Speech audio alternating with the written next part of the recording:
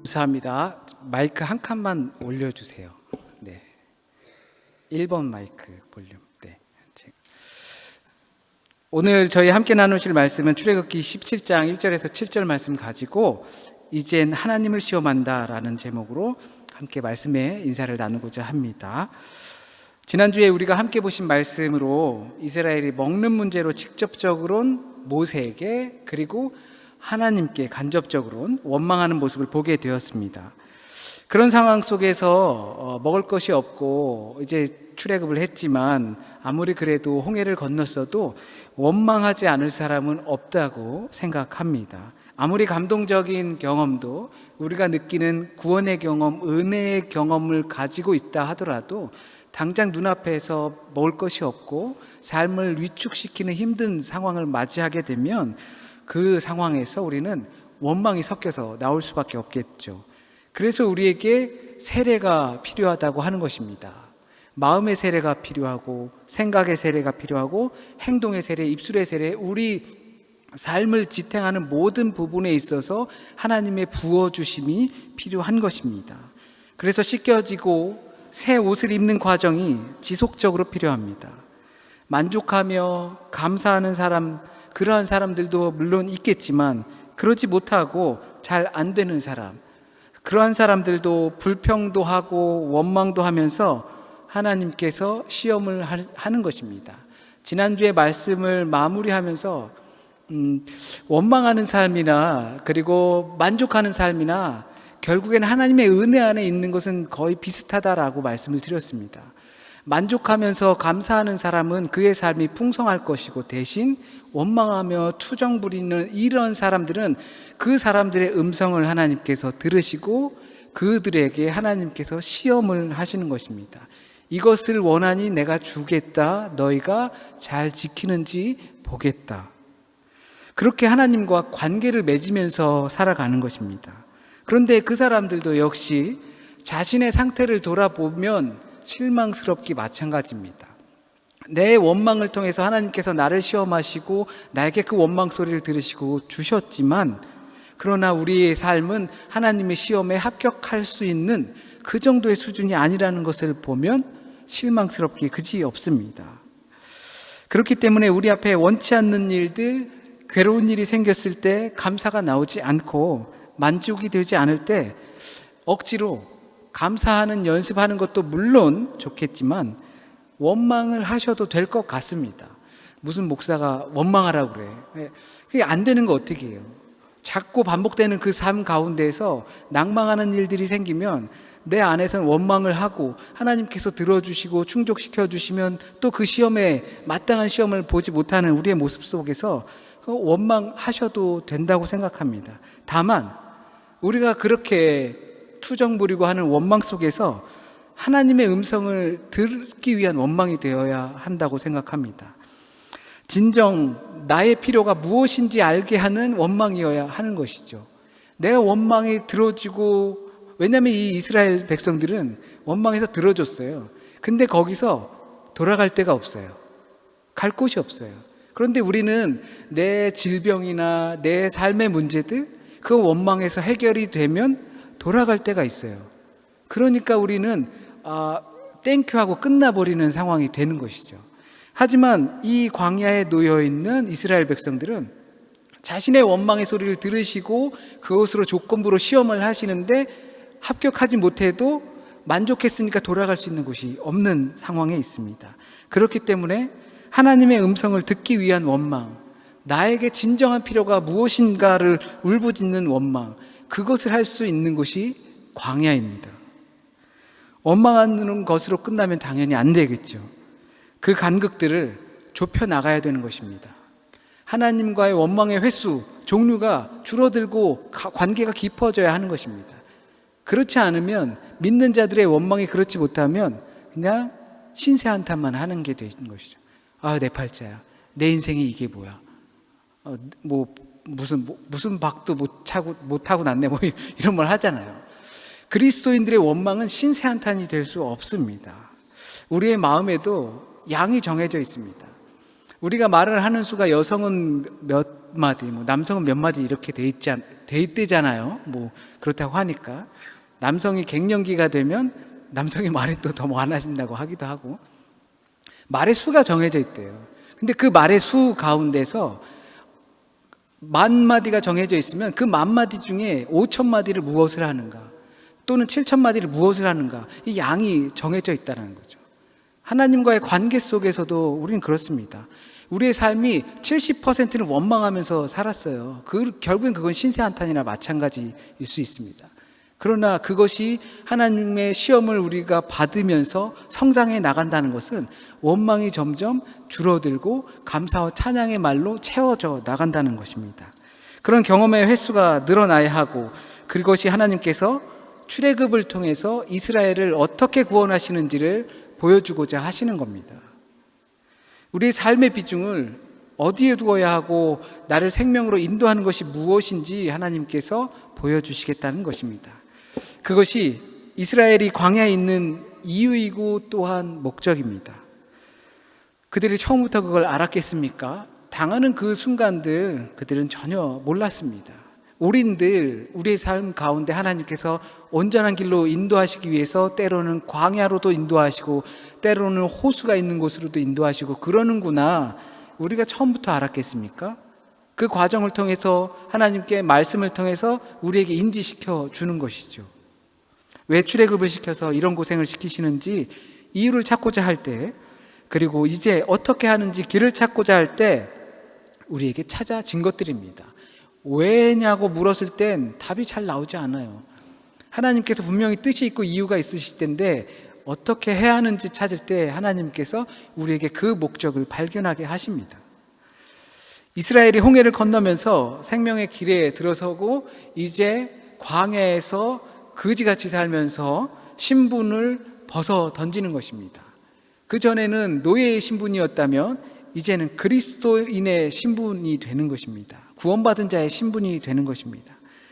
그러나 광야 생활 속에서 이스라엘은 구원을 이루어가는 시간들을 보내게 됩니다.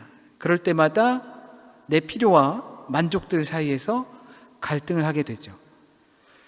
우리의 인생이 광야이고 그 광야에서 우리의 구원을 하나님께서 이루어 가고자 하십니다. 그 구원은 신분이 바뀐, 나는 더 이상 노예가 아니야, 나는 이제 자유인이 아니라 그리스도인이야 라는 신분이 바뀐 것으로 족하는 것이 아니라 광야의 시간을 통해서 우리를 거룩하게 구별하신다, 성별하신다, 그것을 우리가 느끼고 변화되어 가기를 바라시는 것입니다. 홍해만 건넌다고 해서 구원이 아니라 광야의 시간들을 지나쳐야 훈련받아야 하는 것입니다. 우리가 비록 아직에 머물러 있을 수 있겠지만 그 아직에 머물러 있는 우리가 그 사건을 지금으로 끌어들이는 것입니다. 구원받은 자로서 지금 거룩히 성별되어지는 겁니다. 그것은 땅을 보고 살 것이냐 아니면 진리를 따라서 살아갈 것이냐입니다. 우리가 지금 예배 드리러 모였습니다. 각자의 삶의 자리에서는 어떤지 모르겠지만 우리는 예배를 드리기 위해서 이 시간 이 자리에 있는 것입니다. 적어도 그렇다면 우리가 하나님께 예배를 드리고자 하는 마음만큼은 집중하면서 예배를 드려야 하지 않을까 생각해 봅니다. 그것이 진리를 따라가서 살 것이냐 아니면 땅을 보면서 살아갈 것이냐, 그 갈등 속에서 있는 우리에게 정말로 필요한 문제이라고 생각합니다. 그렇다고 우리가 먹을 것 마실 것 없이도 된다는 것이 아닙니다. 그것으로 인한 갈등이 줄어들고 수정되어 가는 것입니다. 그러다 결국은 나를 구속하고 옥죄었던 것들로부터 우리는 자유함을 얻게 됩니다. 광야에서 그 노예의 성품으로부터 자유로워지는 훈련이 거룩히 성별되는 것입니다. 그래서 예수께서 썩어져 없어질 것을 위하여 하지 말라 하신 것입니다. 그게 있어도 죽을 것을 위해서 살지 말고 없으면 죽는 것을 위해서 살으라 하는 말입니다. 그것을 계속 반복하고 또한 만족을 늘려가는 것이 광야입니다. 성별되어 가는 것이고 거룩한 모습으로 구별되어 가는 곳입니다. 이런 문제로 결국 이스라엘은 하나님을 시험하는 지경에 이르렀습니다. 원망하고 또 원망하고 원망하다가 결국엔 시험하기까지 합니다. 자신들이 시험을 받은 것이 아니라 하나님을 시험하는 지경에 이른 것입니다. 우리가 충분히 원망을 할 수 있다고 생각해요. 처음에도 말씀을 드렸지만 원망이 나쁜 거는 아니라고 생각해요. 왜냐하면 우리가 그것도 믿음의 한 부분인 거죠. 하나님을 믿었는데, 믿고 따라왔는데, 그랬는데 이게 뭐야? 실망에서부터 나오는 원망이 있을 수 있잖아요. 뭐냐면 하나님을 믿고 있다라는 증거 중에 하나예요. 아주 부정적인 모습이지만. 그런데 결국엔 이들이 원망하다 그 원망으로부터 하나님의 시험에 불합격하고 또 하나님의 음성을 듣지 못하여서 하나님을 시험하고 있는 것입니다. 그렇다면 우리는 원망하고 또 시험해 본 적 없습니까? 하나님을 의심해 본 적 없으십니까? 여기서 시험했다라는 것은 의심했다라는 뜻이겠죠. 이들이 무엇을 의심했냐 하면 하나님이 계신지 안 계신지 의심했다라는 겁니다. 시험했다라는 것입니다. 그것 때문에 서로 다투었다라는 것입니다. 우리는 그런 적 없냐는 거죠. 이스라엘 백성 어떻게 하나님을 시험해? 그것이 계신지 안 계신지 의심하는 거라고요. 그러면 우리는 불경스럽게도 하나님을 의심해 본 적 없냐 이 말씀입니다. 그런 경우는 대부분 이런 것 같습니다. 이러다가 나만 독박 쓰는 거 아니야? 이거 헛짓하는 거 아니야? 괜히 내 시간 들여서 했는데 다른 말로 하나님 안 계시면 어떡해? 그냥 뭐 교회에다 헌금도 하고 뭐 어디 가서 봉사도 하고 했는데 이 공으로 다 가버리면 어떡해? 라는 마음이 극단적으로까지는 있을 수 있다라는 것이죠. 이것은 우리에게 시험입니다. 광야의 모든 결핍은 인간이 느끼는 그 결핍을 하나님의 것으로 충족하여서 그 결핍의 노예가 아닌 하나님의 충족으로 성별되어져 가는 것입니다. 이스라엘은 물이 없어서 하나님을 의심했고 시험했습니다. 이들은 르피딤이라는 쉬는 곳이다라는 그곳에서 쉬면서 물이 없어서 하나님을 시험했습니다. 의심했습니다. 정말 우리랑 함께 하시는 게 맞는가? 구름 기둥이 이끌던 불기둥이 이끌던 상관 안 하고 지금 당장 먹고 마실 것이 충족되지 못하니까 하나님을 원망하고 시험했습니다. 이 부분을 조금 다르게 본다면 죄를 묻겠다는, 하나님 탄핵시키겠다라는 것입니다. 하나님 자격 있느냐 이러는 것입니다. 내게 원하는 그 필요가 충족되지 못했을 때 하나님으로서 자격 있는지 시험하겠다라는 것과 같습니다. 하나님을 시험하는 것이고 그것 때문에 하나님과 다투는 것입니다. 그런데 백성들의 입장에서, 이스라엘의 입장에서 생각해 보면 근데 그럴 법도 해요. 왜냐하면 자기 마음대로 가고 싶은 대로 간 것이 아니에요. 하나님의 명령대로 르비딤이라는 곳으로 갔다고 그랬잖아요. 그래서 갔는데 거기서 문제가 생긴 거죠. 아니, 하나님의 명령대로 진을 치고 이동을 하고 그리고 그 일을 따라 갔으면 이건 좀 기본적인 문제, 삶을 어떻게든 살아갈 수 있는 문제, 먹고 마시는 문제, 요거 정도는 해결돼야 되는 거 아니냐라는 마음에서 생기는 문제죠. 생명 연장이 안 되니까 생기는 문제입니다. 예수께서도 광야에서 40일간 금식하고 시험하실 때 성경에 성령의 이끌림을 받아서 광야로 나갔다라고 기록하고 있습니다. 우린 이 생명 연장을 너무 당연한 것처럼 생각하는 경향이 있습니다. 생명 연장, 기본적인 삶, 이것이 당연히 아무런 노력을 하지 않아도 주어질 것처럼 생각한다는 것이죠. 아무런 노력을 하지 않고 독일 땅에 살기만 해도 어떤 시민권이 있다든지 뭐 이런 게 있으면 기본급 정도는 주어지고 먹고 살라고 집도 주고 이렇게 하는 것처럼 나는 살아있다라는 존중을 받아야 돼라고 생각하는 사람들, 그리고 일도 하지 않고 어떻게 하면 공짜로 먹어볼까 생각하는 사람들 보면 답답하지 않나요? 쟤 왜 저렇게 살아? 저건 아니잖아. 그런데 우리가 그렇게 생각할 수 있다는 겁니다. 하나님 앞에서 기본적으로 주어지는 것은 당연히 생명이지만 하나님 이거 정도는 하나님의 일을 하는데 주어져야 하는 것 아닌가요?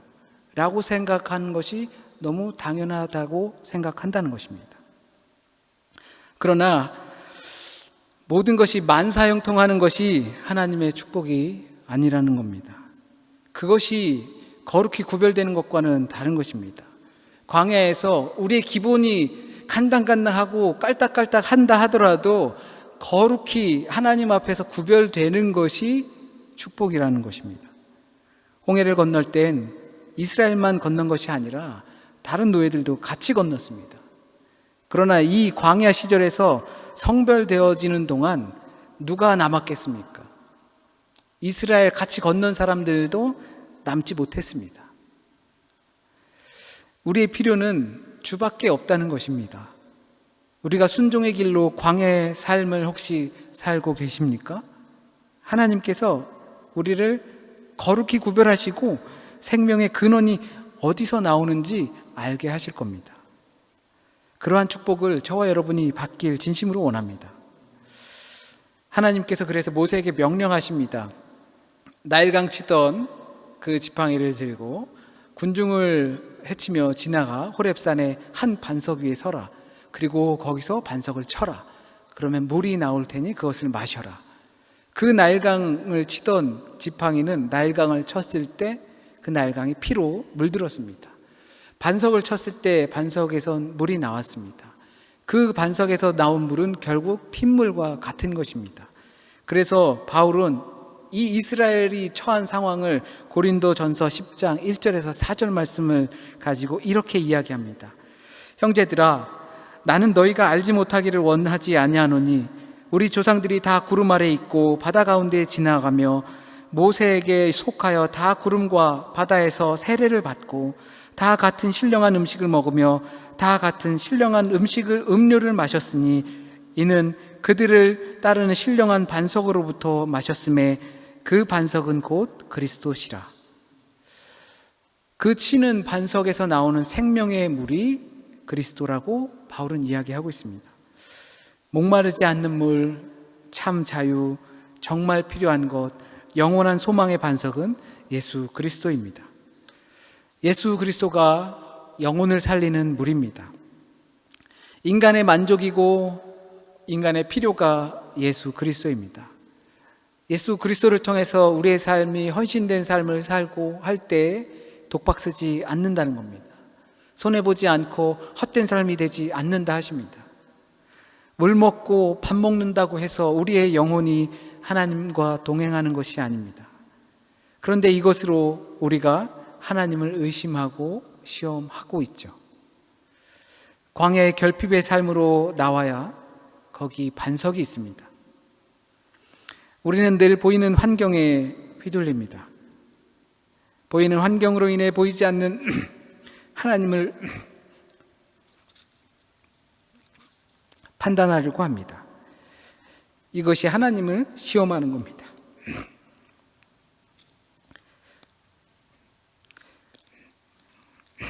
보이지 않는 하나님을 통해 보이는 환경을 다스릴 수 있는 것이 바로 성도입니다. 그래서 우린 광야에서 성별되고 있습니다. 식량의 문제도 있고 생수의 문제도 있지만 성별되기 때문에 광야가 저와 여러분의 축복인 것입니다. 거룩히 구별되어서 하나님을 통해 환경을 다스릴 수 있는 축복을 우리는 바라는 것입니다. 궁극의 축복 아닙니까? 하나님만으로 만족하는 광야의 축복, 생명의 물을 마시는 축복, 우리가 진심으로 바라는 것이 이 안에 있길 진심으로 소원합니다. 우리 찬양 들으시고 그리고 성만